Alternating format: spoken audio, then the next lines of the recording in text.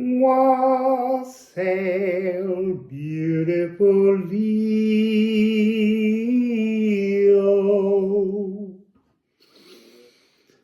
So I split the deck and Leo came out with Chiron. So Chiron is in Aries. I've just done Aries and I did see a flash of Sagittarius. So there's something here at the moment where we're being taken through elements. So Leo.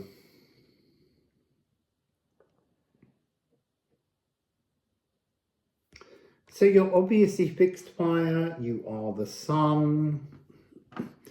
This is warm-hearted incubation. So this is a full brass section, blaring, sustaining, holding fiery light to surround us. And this is digestion in alchemy.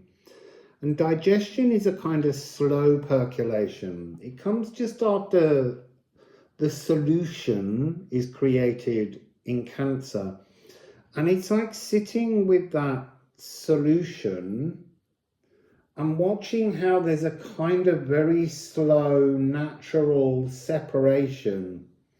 So this is about extracting the essential components that are your, well, I wanted to say that are your fires, that are your light, that are your shining force. But this warm-hearted incubation is talking about how they're your heart truths, the things that you truly should be loving. So you have to work with this energy to comprehend, to eliminate. It's really echoing the hang true energy in Aries. And this is about catabolizing energy, which is part of that digestion, working out what of your energy brings you a truth and what brings you tiredness. Now that is interesting because at the end of Aries, there was some kind of frequency where I was feeling a frequency of sudden exhaustion coming upon me. I think it's very difficult to begin the process. So you might want to look at Aries to see how this energy began.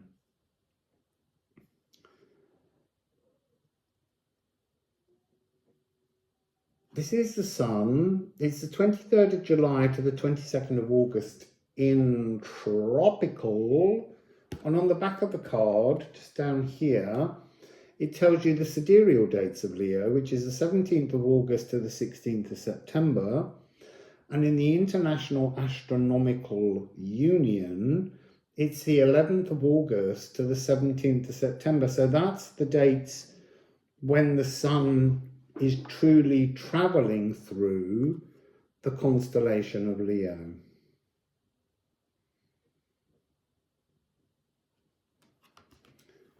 You see, when Chiron first came out, there was this real sense of lineage wounding being fixed in to our frequency. So Chiron's parents both rejected him, and he was brought up by Apollo, who is the sun. And so there's something about the shaping from that parent, for all of its greatest intentions, contains unfinished stories that resonate within us. So there's something about being birthed with primal wounding frequencies that are from our ancestral lineage and not from our own truths. So going back to Leo, let's have a look at the polarities. I am playful or I am serious. How often do you laugh? So when the serious energy comes across in the house, and look and see what planets you have in there or what house it represents for you. So I am serious can bring out the energy of cruelty, being cruel, because there's something within it where when we're deeply serious, we believe and we, oh, you see, now that's interesting. That's going back to Aries, the gentle bringer of truths. This is about savaging. This is about believing that the only way, this is to really poke and draw blood. So there's also the energy in Leo when it's in the serious frequency of the prima donna, indignation, all of those very difficult energies that are actually triggering discomfort within you, but you're pushing them on others in a need to control your world your way, the pride of the lion. And there's this really uncomfortable energy that can come out here of vainglorious brutality. That's a strong frequency. And an imperious attitude that crushes the weak. So, on the brighter side, when you're playful, Leo, or when you're in this alchemical, it's almost like there's something here about the need for the energy of patience for the solution to separate and to work out what part of it you need to digest. So impatience creates the cruelty. So by being patient, you move into this lion-hearted, warm-hearted incubation frequency. So the sure-footed leader, leading by example, leading by playfulness, being an inspiration is part of the positive frequencies that you have available. And to become the fearless sage of ages, to know your wisdom, to share your wisdom, to shine with wisdom. You see, I'm hearing the phrase from Sun Wukong, the Journey West, the Monkey King. He has one of the names that he gathers throughout the novel is Great Sage, equal to heaven. And there's something about that energy that lies uncomfortably between these two polarities.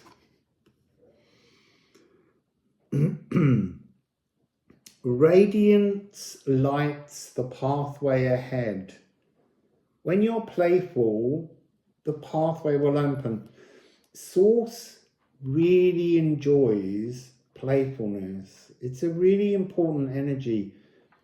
The serious side of life is age old and a little worn out. That poor dog that's whining for some company.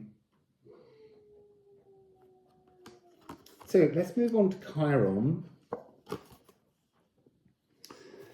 Chiron is the nervous system. Chiron has a deep affinity with Ophiuchus. This is because Chiron became the shaping parent of Asclepius, who is Ophiuchus. Chiron is the healer. He's often spoken of as a wounded healer, but deliberately on this deck, the wounded part needed to come out because the wounded healer mythology is that Chiron gives his life force and his immortality to end pain in his own body. It's very much an uncomfortable energy because he cannot heal, and we can all heal. I think there's a story within the Chiron mythology that hasn't quite been told. So this is the 13-stringed lyre of Olympus. So in sound healing, there are 12 energy centers that are used to balance, and they link to different planets. Chiron links to the nervous system and works very much in association with Pluto and the spine. So music was created by Apollo, the lyre of Apollo, this energy frequency. And I'm also seeing Vega and Lyra, the stars, currently as places of frequency healing. That's interesting. So, because of the lion beings. Because there's a strong energy here of Regulus, but that's an energy that's changed. You know, the patience of the lion was to let go of that energy of Regulus. And Regulus is to be crowned, to self-coronate. So this 13-string lyre of Olympus is to take the shaping from your parents, to be given maybe the 7-string lyre of Apollo, and to take the skills that you learn to transform, to grow, and create something more than you were given as an input. So Chiron creates the 13-stringed lyre of Olympus, pure inspirational healing music. And much of the early music and poetry of ancient Greece, the earliest of the philosophers working on these healing processes, were sung, and they were seen as very essential calming elements. And I did read an article the other day about how when you're undergoing things like dentistry or surgery, by having music that has those tingling sensations that make your skin come alive, they're as effective as over-the-counter painkillers. So there's something very much about the frequency and the healing and the reducing of pain that comes from frequency. So this is material and esoteric realm straddler. This is reaching between the veils to pull in new inspiration. There's something again about digesting information coming through veils, digesting in information coming from other dimensions. And this is also about acceptance of primal wounds, shadow healing. So here we have, I am healed or I am ill. And if you are ill, there's a sense of abandonment, which comes from the primal wound of Chiron's parents both rejecting him, because he was half human and half horse, and he was seen as an abomination. So abandonment can be something that creates the chaos of illness within our bodies.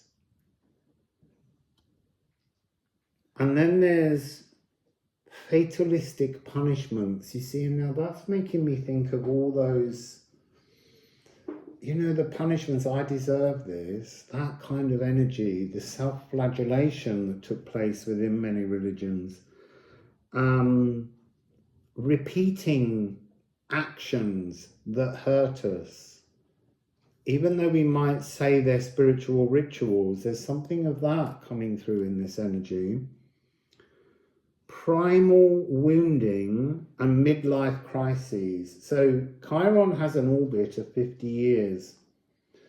So it returns to the place it was at when you were birthed at 50, and it often triggers a midlife crisis where we wonder why we haven't yet dealt with those primal wounds that we first experienced. And this is also dark Akashic visions from Hydra's venom. So the arrow that wounded Chiron was dipped in Hydra venom. And because he was immortal, he couldn't die, and so the pain remained a constant. And when Chiron is in retrograde, it's a time to face your festering wounds. You see, we have opportunities before that 50-year cycle to deal with things. Every time Chiron goes into a retrograde period, energies of wounds will surface and then resurface and resurface yet again. And if you can't find a way to look at them earlier, then they will grab you really hard when you hit 50, and you will be forced to deal with this.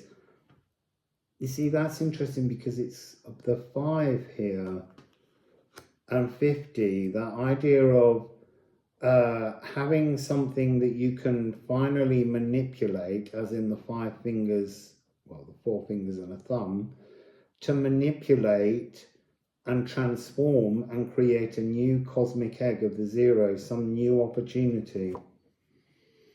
So I am healed. So Chiron is the civilizer.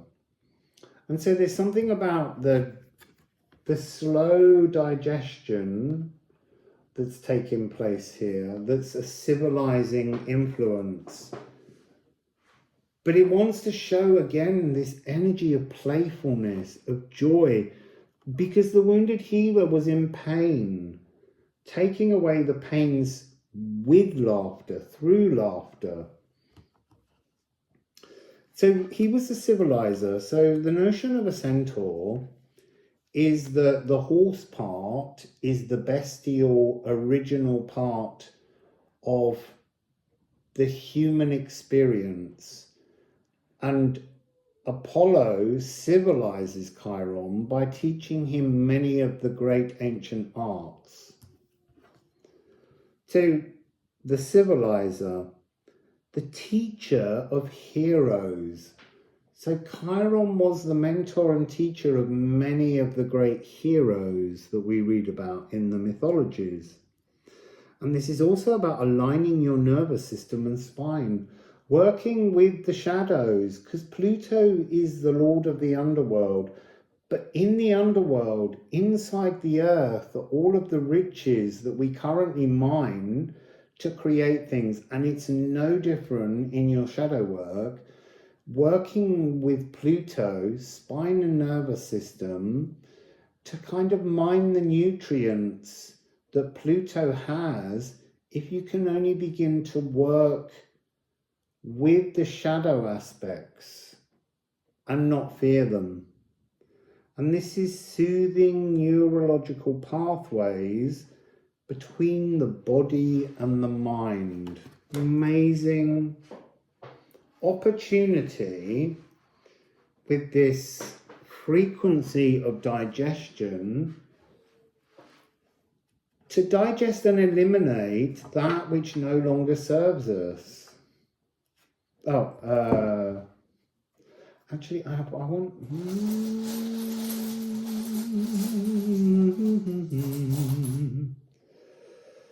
So here we have 42. Candle. So there's something about here. Candle is the micro, the inner, the soul needing to be lit. The candle that should be the echo of the condal, the great cosmic music of the spheres movement. And that's coming out with 31 treadle. So treadle is to walk a well-intentioned path. There's something here that's saying, don't waste time. Just start walking with good intentions, playfully padding through the world, and your candle will ignite. Your soul will ignite. You can't expect the soul path to materialize with your soul fully in it. So it's beginning to understand that to light your pathway forwards, you have to start walking it. They're saying skipping it, dancing it. Being, again, it's this energy of playfulness, not seriousness. So we will go with Liffruma now.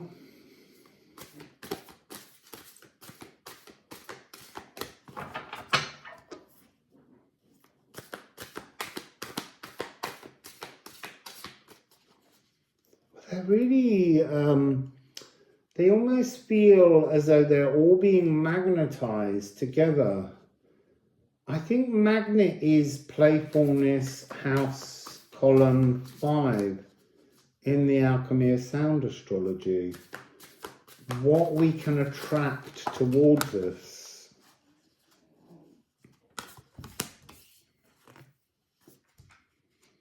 So we have here Gotten.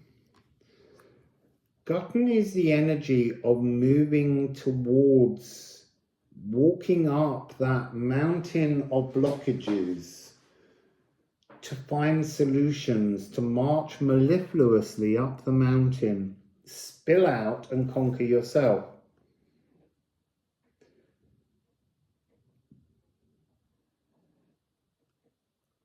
There's something in this energy about being very defensive. The elves are creating an opportunity to climb your mountain. There's something here about a sort of a heartburn energy rather than that warm-hearted incubation. So there is a sense of the fear of all that blocks you. There's something within this energy where your pride stands in your way. You want to be the master of this, but it's just saying we only master something if we can move towards it fearlessly. The lion is a very fearless animal, but it also, they show me the lion lazing in the sunshine, waiting with patience. But how long do you wait before you start this journey? You can wait for the solution to separate, or you can start to dance towards this mountain knowing that your actions are creating the perfect environment to digest. See, they're saying, but I've just eaten, I need to lie down. And yet there's another voice saying, you've digested something, but you haven't eliminated it. And there's something about the action of walking, taking a constitutional, that will help your gut to resolve this energy, this slow percolation, this catabolizing energy. It needs physical movement. So there's something here, the prowling, that energy of padding about, again, dancing, enjoying yourself, but being physical, not being sleepy and thoughtful.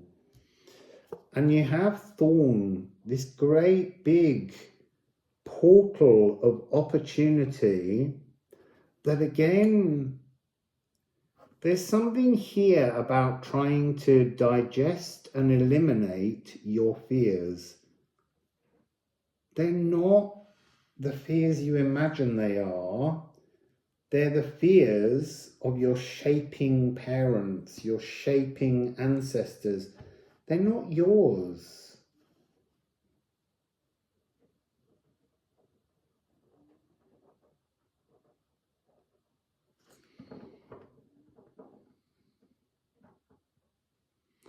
there's something here that's talking about the energy of the imagination. It's a divine feminine principle, the receptivity, the musing energy, but somehow you're stirring your creative inspiration in a bowl that has the echoes of your ancestors, the shapers before you, and they're creating a delusion from their wounds that you've been tuning into all your life. So this is this energy of moving out and seeking your independence. You know, the notion of being the king of the jungle, the king of your world, but that has to be on your terms and nobody else's. So let's have another Alchemy of Sound Astrology.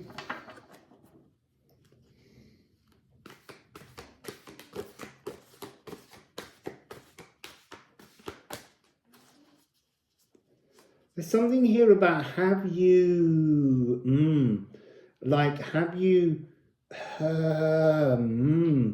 removed, have you thought about the fires within your blood,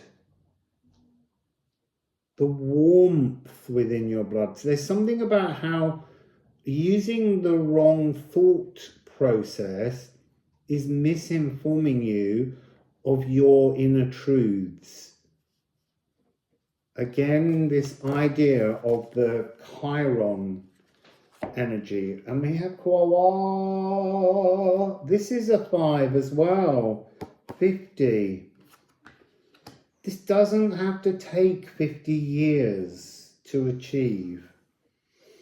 And even if you pass through 50 and you still don't think you've dealt with this, it's still doable.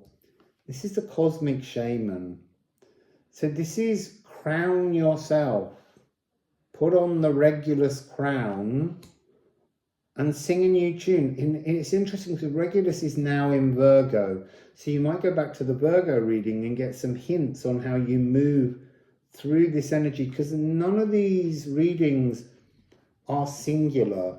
They all have links to each other according to your own chart. You need to look at your natal chart and see what you have.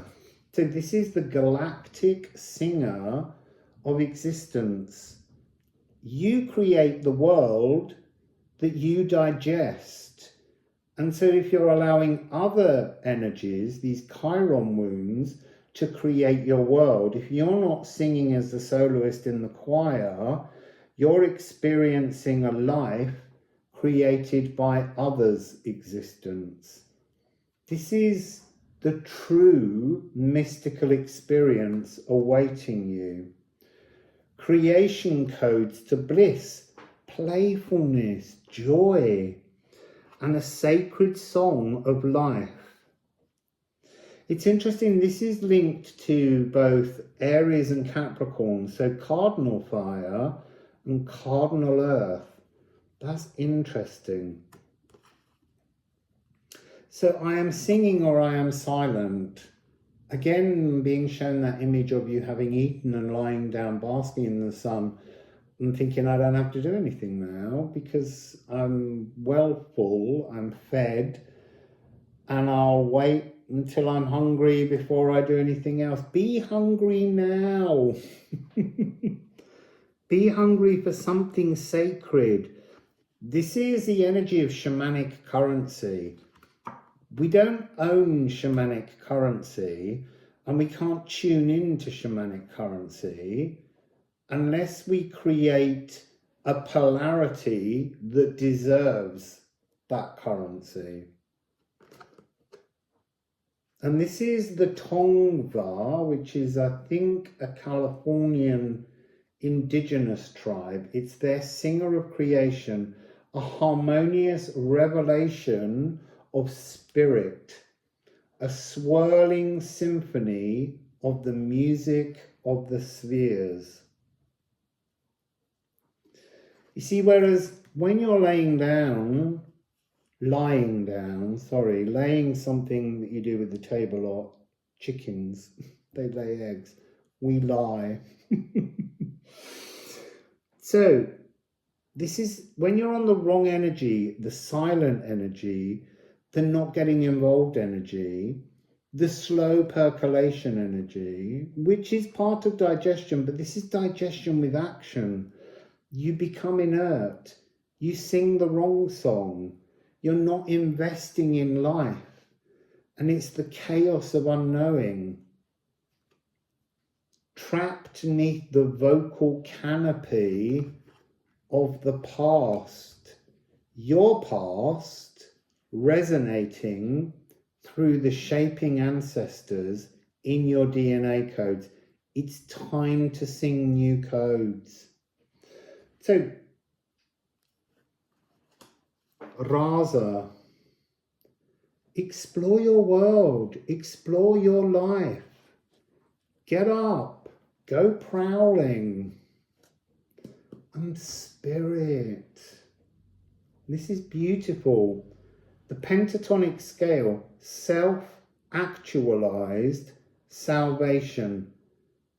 The answers you seek to digest and understand, to comprehend what you need and to eliminate what you don't. All of those answers are inside you. So this is offering you liberation from material havoc, peaceful spirituality. I want to say playful spirituality, Leo.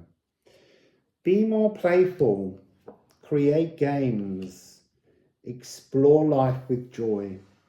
So, that's your reading, beautiful, beautiful Leo.